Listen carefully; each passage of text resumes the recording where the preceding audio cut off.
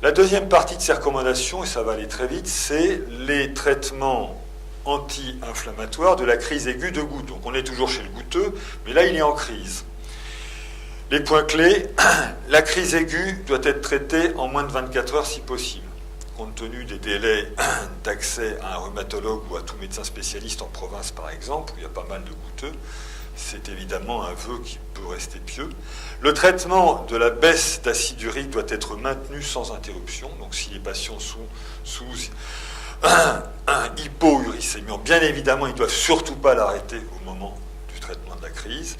Et les traitements anti-inflammatoires de première intention sont les AINS, les non-stéroïdiens, les corticoïdes, donc les stéroïdiens, ou la colchicine, qui peuvent être appropriés pour ce but de traiter la crise aiguë inflammatoire de goutte. Les combinaisons sont possibles en cas de crise sévère ou réfractaire.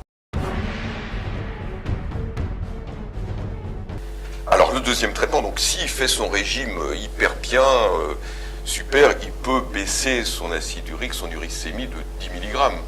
Donc il avait 100, il sera à 90. Donc comme l'uricémie cible c'est 60, on n'est pas prêt d'y arriver. Donc, effectivement, il faut regarder quels sont les autres médicaments qu'il prend. Et comme il est hypertendu, est-ce qu'il ne prendrait pas, par exemple, un thiazidique ou du Nasilix?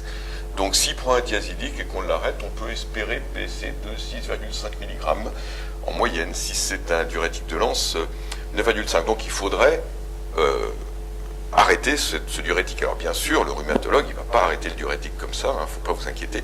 Il va demander l'avis du généraliste ou éventuellement du cardiologue. Et en particulier, si c'est une insuffisance cardiaque, il n'est pas question d'aller arrêter le Lasix pour qu'il meure guéri de son hyperuricémie. Donc dans les traitements d'hypertension, Claude Jandel en a parlé largement. Les bêta-bloquants, les antagonistes du système rénine-angiotensine, les sartans, faut les éviter, sauf le losartan.